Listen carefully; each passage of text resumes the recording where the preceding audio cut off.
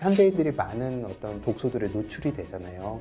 안 좋은 음식들도 많이 먹게 되고 그런 것들을 해독할 수 있는 유기 황성분들이 십자가 식물들이 많이 품고 있습니다. 사과와 양배추를 좀 같이 배합을 해서 드시면 저는 건강상에 좋은 효과도 거둘 수 있고, 양배추와 같은 경우는 비교적 저렴한 비용으로 살 수 있는 식재료 중에 하나거든요. 제가 개인적으로 먹을 때는 양배추를 살짝 데쳐 가지고 먹는 경우도 있는데, 가장 좋은 방법은 안녕하세요 구독자 여러분, 한의사 김영찬입니다. 오늘은 많은 분들이 건강을 위해서 챙겨 먹어야겠다고 생각하시고 있는 채소와 과일에 대해서 왜 얼마나 먹어야 되는지 이야기하도록 하겠습니다. 사과를 먹었을 때 딱 드는 느낌은 새콤함이죠. 새콤함이라는 건 다양한 산들이 있다는 거거든요. 이런 산들이 우리 몸에 들어와서 어떤 산화적인 부분들을 방어하는데 굉장히 좋은 역할도 하지만, 우리가 왜 속을 깎는다고 하죠. 속이 쓰리거나 아프거나 이런 부분들이 있을 수 있고, 한의학에서 과일은 생맹지물로 구분이 됩니다. 날 것이면서 냉한 것이거든요. 우리 몸에서 소화 흡수하는 데 있어서 약간 부담을 줄 수가 있습니다. 그래서 사과, 과일 같은 걸 드실 때 너무 차갑게 드시지 않는 게 좋죠. 이런 것을 커버해 줄 수 있는 대표적인 식재료가 양배추입니다. 조금 속을 부드럽게 달래주고 그런 효과가 있을 수가 있고요. 조금 몸을 서늘하게 해주면서 몸을 평안하게 해주고 어떤 진액을 생성시켜주고, 배추도 약간 성질이 비슷하잖아요. 수분감이 많으면서 가슴 쪽에 번열을 내려주고 이런 역할을 한다고 보는데, 양배추도 좀 그런 역할을 한다고 보시면 될 것 같습니다. 사과와 양배추를 좀 같이 배합을 해서 드시면 저는 건강상에 좋은 효과도 거둘 수 있고, 그런 사과가 가지고 있는 성질들을 조금 완화시켜 줄 수 있어서 많은 분들에게 도움이 될 거라고 생각합니다.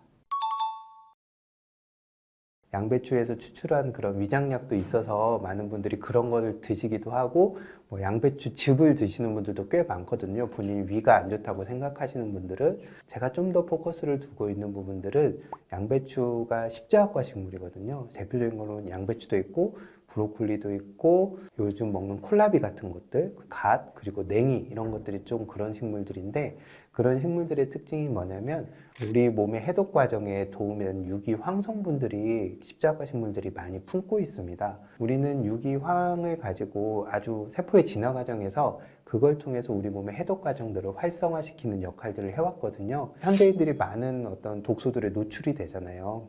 안 좋은 음식들도 많이 먹게 되고, 그런 것들을 해독할 수 있는 우리 몸의 시스템을 활성화시키기 때문에 양배추를 그런 측면에서 권하는 편이고, 또 풍부한 섬유질은 우리 장내 환경을 좋게 하는데 좋잖아요. 장이야말로 외부에서 들어온 것들을 처리하는 일종의 공장이거든요. 저는 양배추를 포함한 십자가 식물들을 좀 더 현대인들이라면 즐겨 드시면 건강에 유익할 거라고 생각합니다.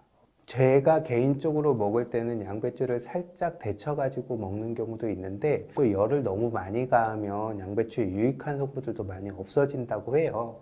가장 좋은 방법은 썰어서 샐러드로 먹는 방법이 있고요. 두 번째로는 양배추를 가지고 김치를 담을 수가 있습니다. 발효 숙성하는 과정을 통해서 우리가 익어간다고는 하지만 김치는 생음식이거든요. 열을 가하지 않은 음식이기 때문에 저라면 김치라는 다양한 방식들, 우리가 전통적으로 만들어왔던 발효식품의 방법들을 양배추에 적용을 해서 드시는 것도 맛도 즐기고 건강에도 유익할 수 있다고 생각합니다. 제가 이제 양배추가 십자가 식물로서 해독 과정에 이런 게 좋다고 했잖아요. 저 같은 경우는 실제로 양배추 데쳐가지고 쌈하면서 좋은 수육 같은 걸 같이 곁들여서 좋은 단백질원으로 하고, 냉이나 이런 것들로 국을 끓여서 같이 된장국을 먹는다던가 이런 식으로 많이 먹는 편이거든요. 양배추가 가지고 있는 좋은 측면도 있지만, 우리가 열량이라던가 우리 몸의 구조를 만들어내는 단백질은 또 다른 음식들을 통해서 섭취해야 되기 때문에 거기에 맞춰서 좋은 단백질 같은 거 같이 음식을 할 수 있을 것 같고,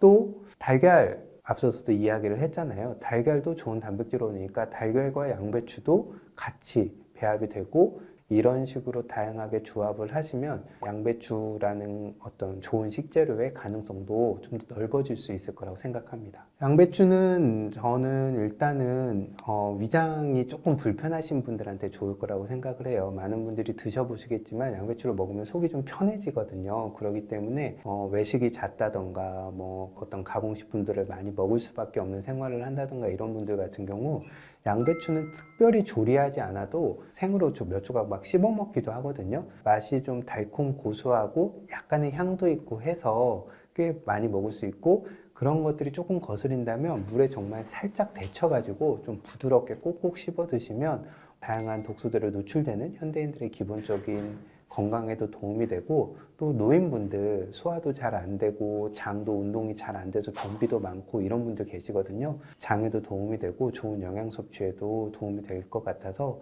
그렇게 조금 다양하게 이용하시면 좋을 것 같습니다. 현대인에 있어서 건강관리에 좋은 식재료가 바로 채소와 과일이라고 생각합니다. 채소와 과일은 수분감이 많고 우리 몸의 대사에 필요한 활성화시키는 다양한 영양 성분들이 많기 때문에 현대인의 건강에 매우 유익한 식재료라고 할 수가 있습니다. 채소 같은 경우는 많은 분들이 걱정하는 것처럼 칼로리가 별로 없죠. 이 중에서도 양배추와 같은 경우는 비교적 저렴한 비용으로 살 수 있는 식재료 중에 하나거든요. 현대인은 위장이 많이 부대끼게 되고 또 다양한 독소들로 인해서 몸 안에 만성적인 염증들이 많이 생기게 됩니다. 이럴 때 양배추를 즐겨 드셔서 데쳐 드셔도 되고 생으로 드셔도 되고 그리고 김치를 담아서 드셔도 되고 본인의 취향이나 상황에 맞춰서 다양한 방식으로 양배추를 즐기시면 건강에 많은 유익함을 얻으실 수 있을 겁니다.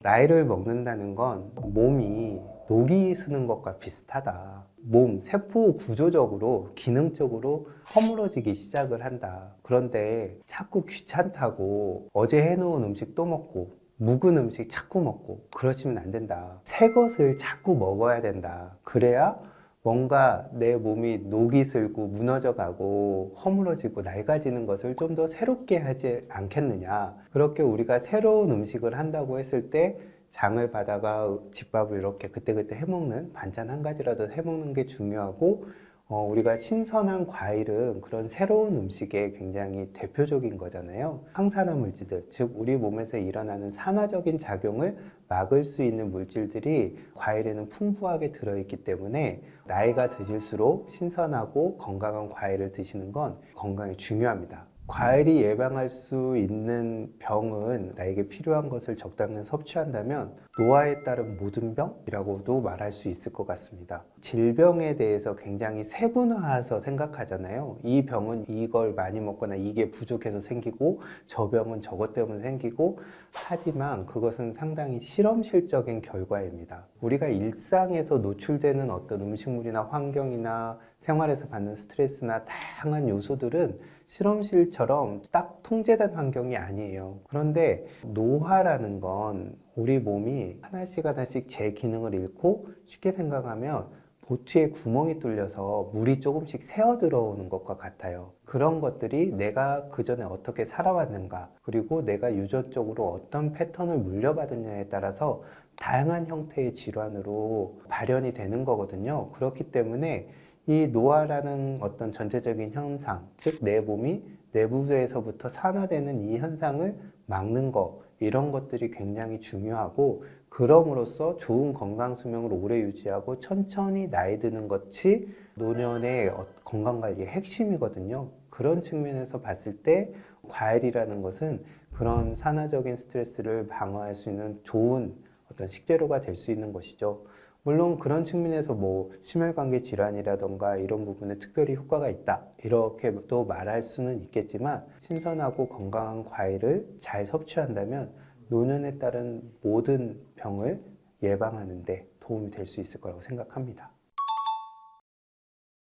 환자분들에게 말씀드리는 게 과일로 식사를 대신하지 말라고 말씀을 드려요. 어르신들이 입맛도 없고 입도 마르고 하니까 과일이 대체로 새콤달콤하고 맛있고 수분감도 많잖아요. 그래서 과일로 대충 식사를 때우고 마시는데 그렇게 하셔서는 안 됩니다. 과일의 대부분은 우리가 흔히 과일의 당분인 과당하고 다양한 비타민류, 그리고 섬유질, 그 다음에 수분이 대부분이죠. 생과일 같은 경우는. 그렇기 때문에 혈당을 쭉 올려주는, 빨리 올려주는 효과들이 있어요. 그래서 과일 같은 경우는 우리가 식전에 저라면 조금 소량을 먹어서 입맛을 돋우고 침을 나오게 하고 그런 에페타이저 개념으로 과일을 드시는 게 좋을 것 같고요. 후식으로 과일을 많이 먹으면 그런 혈당의 상승을 빨리 가져올 수 있기 때문에 저는 그런 부분들은 좋지 않을 것 같고, 두 번째로는 아무래도 이제 과육이 단단한 것들이 섬유질도 풍부하고 그러기 때문에 조금 과육이 단단한 과일들을 먹는 것이 좋을 것 같고요. 또 피해야 될 것은 말린 과일들 있죠. 말린 과일들은 수분량은 적고 상대적으로 같은 우리가 양을 먹었을 때 과당이라든가 이런 부분의 양은 늘어나게 되잖아요. 말린 과일은 나도 모르게 많은 양을 섭취하게 되는 그런 결과를 가져올 수도 있기 때문에 말린 과일 마시고 가능하면 신선한 생과일을 드시기를 권합니다. 나이 드실수록 드셔야 되는 과일의 첫 번째로는 베리류를 좀 권하는 편입니다. 베리류 같은 경우는 굉장히 항산화 작용도 풍부하고 또 열매들이 많잖아요. 그래서 또 맛도 좋고 크랜베리, 블루베리, 그 다음에 딸기도 스트로베리, 베리죠. 그런 것만 생각을 하시는데 한약재 중에 구기자나 산수유 이런 것도 베리류에 속한다고 할 수 있거든요. 그런 약재들도 차로 즐긴다던가 뭐 밥에 놓아서 먹는다던가 이런 방법으로도 즐길 수 있기 때문에 그런 베리류를 많이 드시기를 권하고요.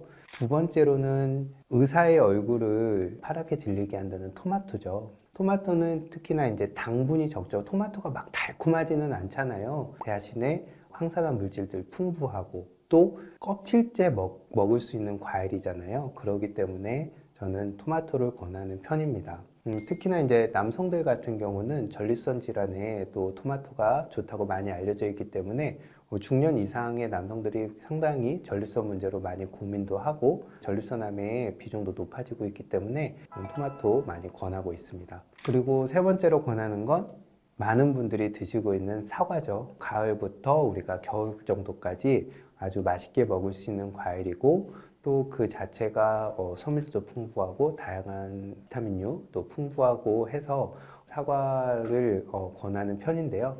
우리가 사과를 드실 때 가능하면 저는 껍질째 드실 것을 꼭 권하고 있습니다. 그러니까 과육이라는 건 대부분 당분이잖아요. 수분과 당분이고 실제로 사과가 제 종자를 보호하기 위해서 많은 항산화 물질들이나 이런 것들은 껍질 쪽에다 저장을 하게 됩니다. 꼭 껍질째 드시기를 권하고요.